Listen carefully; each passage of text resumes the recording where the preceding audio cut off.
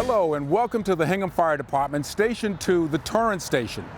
Today we're meeting with Fire Chief Steve Murphy. Hello Chief, how are you today? Good, Joe. How are you? Great.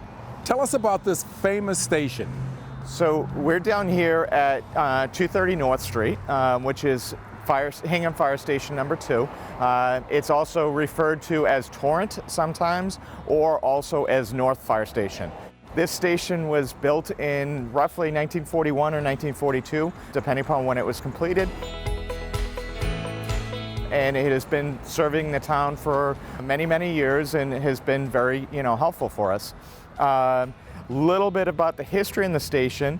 Currently we have 2 different apparatus that respond from the station. We have a fire engine and we have an ambulance that respond and provide service to this area down here.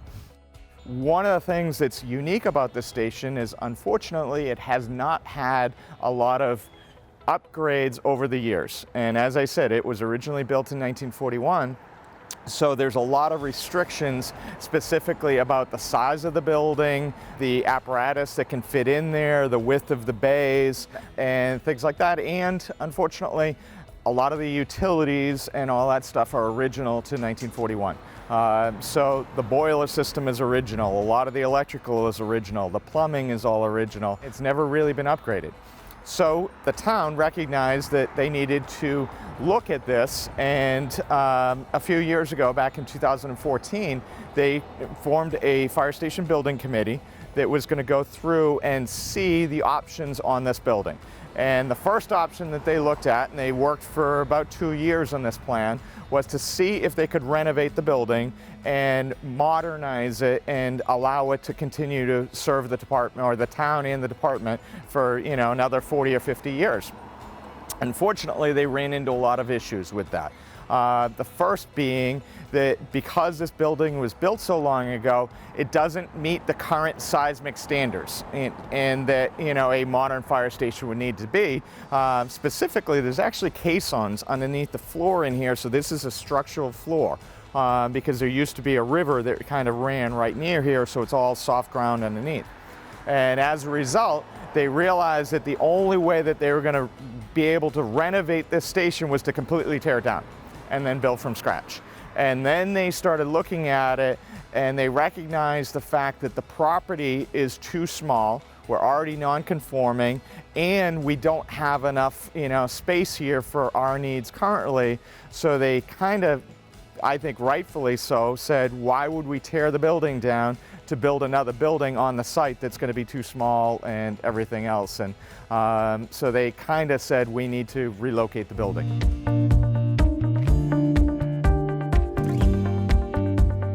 Chief, I'm looking at the truck and it's sitting on this very short apron.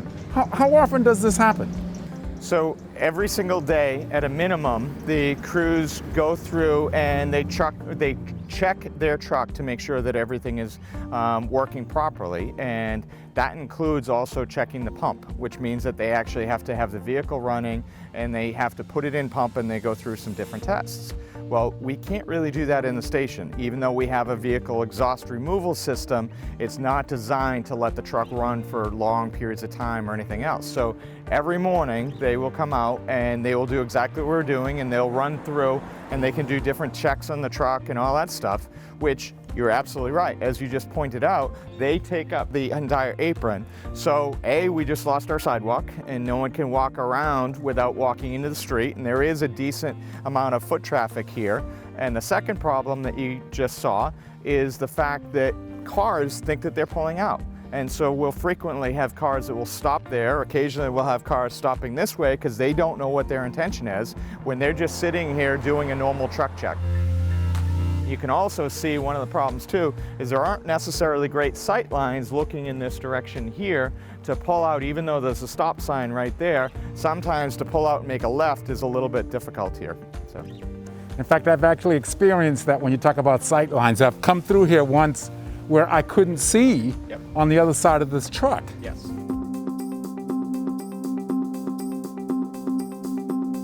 Chief, now that we're inside and we were expressing concerns about the age of the building, This is a 1940s era structure here. So what are some of the concerns and issues that we need to know? So there's a whole list. First off, as I just mentioned, the size of the building. You know, if you look at it, the fire engine that we have next to us has grown substantially from the fire engines of the 1940s. Not only in height, but also in weight and width. So if you look at it, when they pull out of the apparatus bay, they don't have a lot of clearance on either side. There is also not a lot of clearance on the roof. And as I mentioned, this is a structural station. This engine has 750 gallons of water in it. So the weight is a lot more substantial than, you know, when this station was designed for. So that's the first limitation, is that the vehicles. The second thing is that the bay length itself. This station houses the engine here, an ambulance, which is usually where I am right here. And then we used to also keep a reserve engine so that if something happened to this, then they could swap into it. Or we also would keep, as this case, this is a reserve ambulance. Unfortunately, we don't have the room for them any longer because of the length of them has increased so much. The second issue that we have with this building is that it was really built when there wasn't as much concern with cancer in the fire service, and that's something that has come about within the last 10 to 15 years. And the recognition that when the firefighters are going and they're wearing their structural turnout gear and they go to a fire or even a car accident and the chemicals and all that stuff gets absorbed into their gear. And then unfortunately their gear can then off-gas that later on. And so, you know, a station now is designed that you have areas that are called a hot zone, a warm zone, and a cold zone. And what that is the cold zone is a safe area where the men and women that are working there for 24 hours a day, they can spend that time and not get exposed to the off-gassing from their gear. Then the hot zone is obviously where the gear is and where they decontaminate it and all that stuff. In this particular station, there is no separation. Right now, we're in what would be considered the hot zone. Well, where they eat is on one side of the hot zone. The offices and the bedrooms and the bathrooms are on the other side of the hot zone, so there is no separation. So that's the first concern.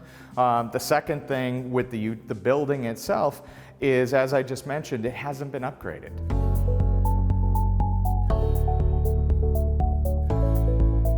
Chief, this looks like gear storage going on in here.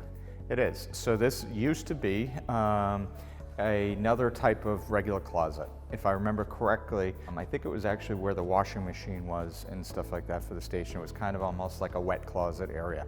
And at the time, we used to keep the turnout gear out in the apparatus bay, and there used to be hooks and shelves all along the sides, and they would just keep it out here. And then we recognized the fact that this gear itself is, you know, carcinogenic, it is potentially off-gassing stuff, and it can get absorbed with all the diesel exhaust and all that stuff gets into the gear, making it worse. And we also learned that the sunlight isn't good for it, and it shouldn't be out in, you know, where the sun can hit it or anything else, because it can damage the gear as well. So we created this gear room here. What you see here, all of the gear that's hanging there now, is for the firefighters that are assigned to this station that are not working today. The first thing that the crews do when they come in the morning is they get the gear out of here, and then they go and they put it on the trucks. And then, you know, the other people keep their gear here, so these are people might be working tomorrow or the next day or something else. But one of the problems that we have with this is, as I said, the gear is potentially off-gassing stuff, so you need a room with a little bit of ventilation. You need a little bit of ventilation and space around the gear, which we don't have here. And based on the size of this room, it's not big enough for the amount of gear that we have for people assigned here. Because right now we have 16 people assigned to this station, Our goal is to get 2 sets of gear for each of them. So we need something that would have 32 sets of gear. In here, we can barely get the 16 in here, so there isn't enough room for what we have now, not to mention, to allow it to have a little bit more space and stuff like that so that it can be properly ventilated. So.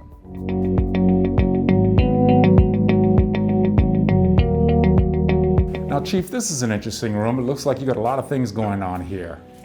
Yes, it is. So this was originally a utility room in the station here, and you can still see a little bit of that behind me with the fact that we have a slop sink here. But as I mentioned, one of the issues that we have with this station is that it's physically too small for us. And one of the things that, in addition to cancer, another issue that firefighters are presented with is fitness issues. Specifically, the leading cause of a firefighter death is still cardiac related.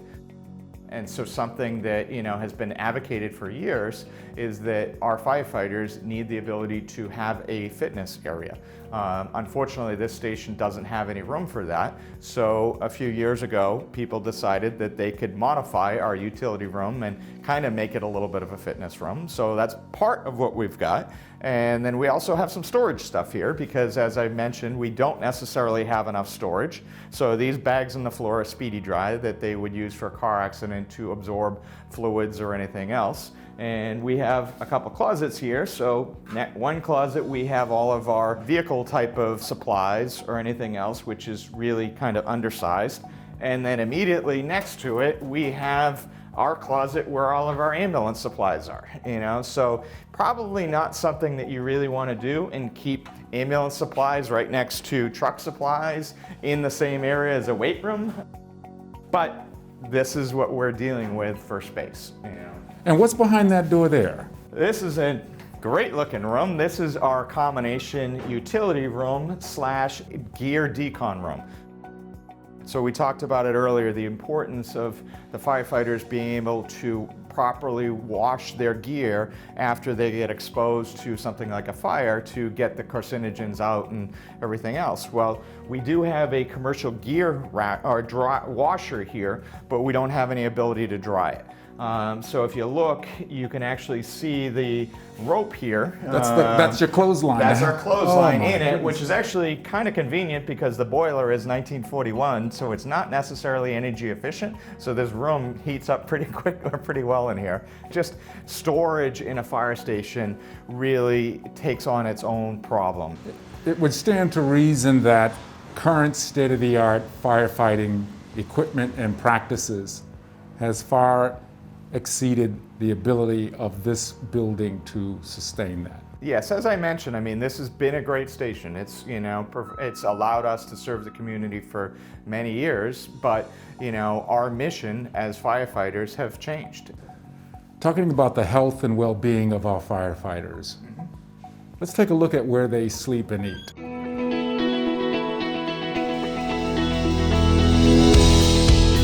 So, Chief, this is where the firefighters reside, so to speak, when they're not on call.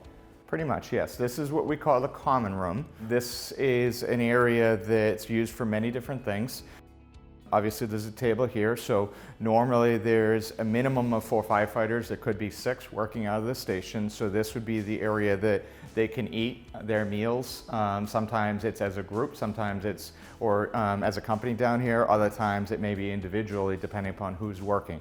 But this would be the area they can do that. There's also a TV area that they can kind of relax a little bit and while they're waiting for a call, because that's a lot of what the fire department is that half of our time is preparing to respond to the calls, and then the other half of the time is actually responding to the calls. So one additional thing that this room is used for is for training. So we have a training room at our fire headquarters that they can go and take classes, but we also will occasionally do what's called company level training, which would be the crews that are assigned to this station may do some training, and this is the only room that we have to do that here.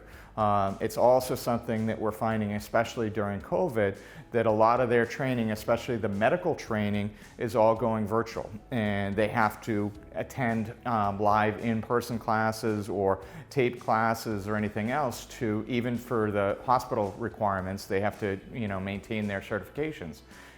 We don't have the ability for them to do that here. So there's no area called like a study or a library or anything like that.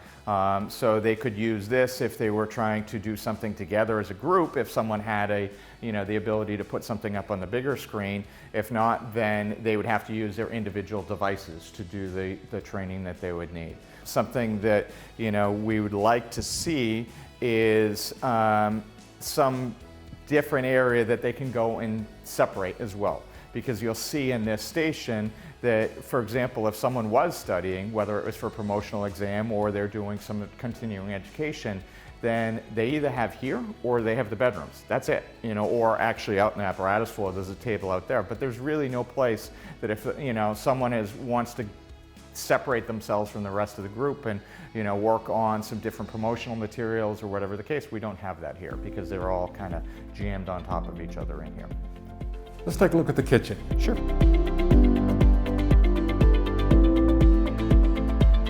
Chief, we're now in, I assume this is the kitchen where the meals are prepared. It is, yes. One of the things that, we tend to, think differently, like as you look around here, everything that you see here looks the same as if it was in someone's house. This is all residential type of stuff. And it's something that may work for some people, but here we have 4 different groups that work 24-hour shifts and then they're off for 72 hours.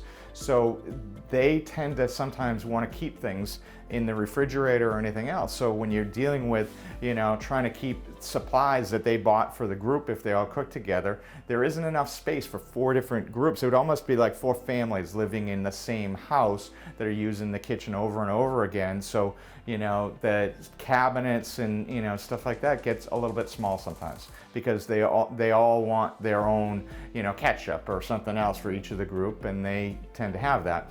We also find with the appliances that they're used more than some people might in their own house because sometimes they may be cooking for 6 people if you get extra people here, or sometimes the shift commander will come down to eat. So we tend to go through appliances pretty quickly. We'll tend to, even at headquarters, we typically will get about 2 or 3 years out of a dishwasher, 2 or 3 years out of maybe about 5 years out of an oven because they're residential grade. They're not commercial grade, whereas you look, a lot of more modern fire stations have commercial grade appliances and it's set up like a commercial grade type of kitchen. One thing that you can see right out here is our lovely view of our generator. That's a backup generator that's right off of the, the station because everything is so small here. We really don't have enough, space to separate that a little bit further. So if the generator was running, then who's to say that, people are cooking their food here and you got a propane generator running right there. There's also another outbuilding, which is our storage building for our trash, because the station didn't have enough space in here, so we had to add a little bit of a shed outside. You can see where efforts have been made to minimize the amount of paint chips perhaps falling into the meals, which Yep. is in one sense commendable, but in another it's like, okay, at some point, Yeah. this has got to change. What else would you like to show us? Why don't we go take a look at the office area / bedrooms.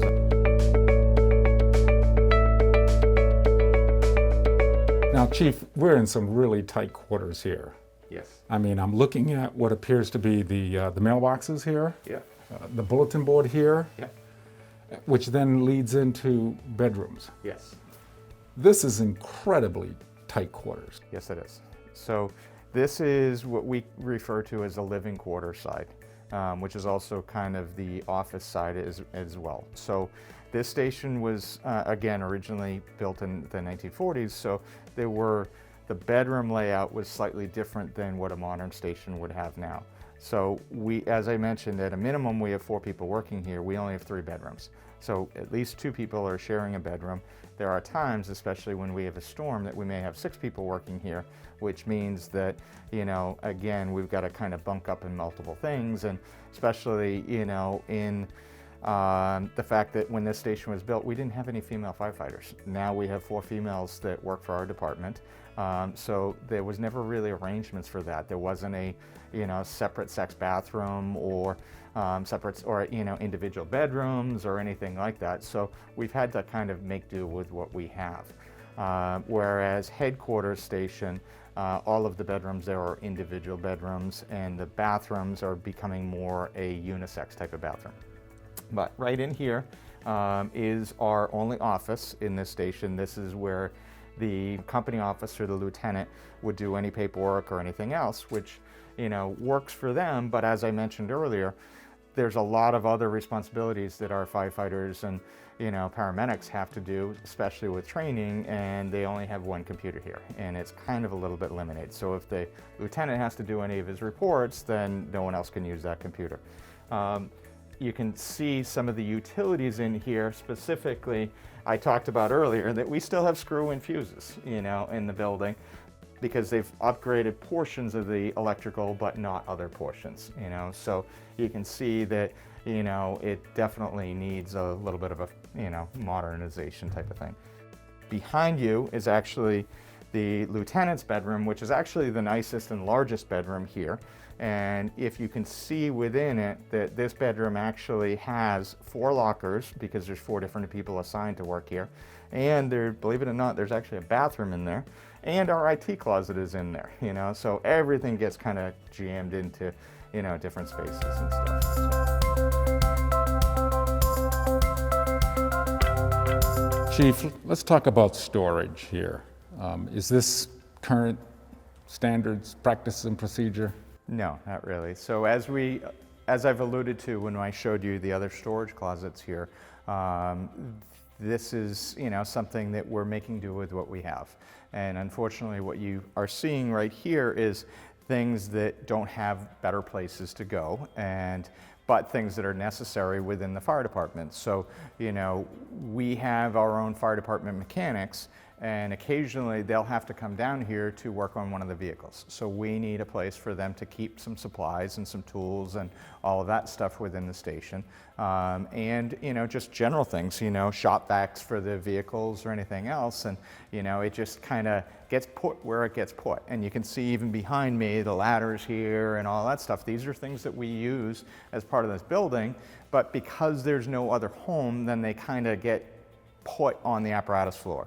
And, you know, one of the contractors that we're working with on the fire station design talked about the fact that all of these things become trip hazards, and they become other concerns that, you know, shouldn't really be there. So the goal on any fire apparatus is to actually have a clean floor on the apparatus bay, and you don't have these things that, you know, are in the way. Or even over here with our reserve ambulance, when the people exit the bedrooms in the middle of the night, then they walk right into the ambulance. And, you know, you can see it the same thing when we walked out of the office here. When you walk into the primary ambulance, there really isn't a lot of extra room to walk around and get around in the station, just because you're adding all of this additional, well, because of the size, and then when you add these other trip hazards, it just becomes more dangerous. So. What parting words would you like to share with our community?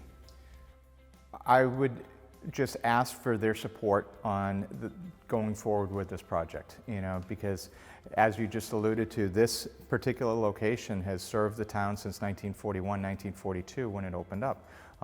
And I think that the goal of the Fire Station Building Committee that has now been formed the Public Safety Building Committee that has now been formed is to identify and build something that can serve the town for as long of a period. And, you know, we obviously have needs within the fire service for this particular station or fire department.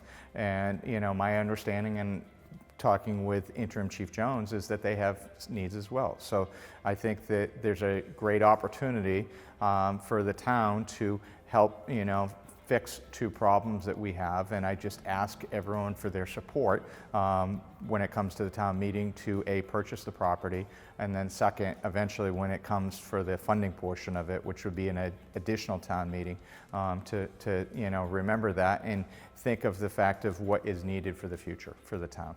So. Well, Chief, I want to thank you so much for taking time out of your busy schedule to visit with us, to give us a grand tour here of the Torrance Station 2. And on behalf of our film crew, please convey to your firefighters how grateful we are for their continued support and service. I will do that, and it's been a pleasure doing another interview with you today.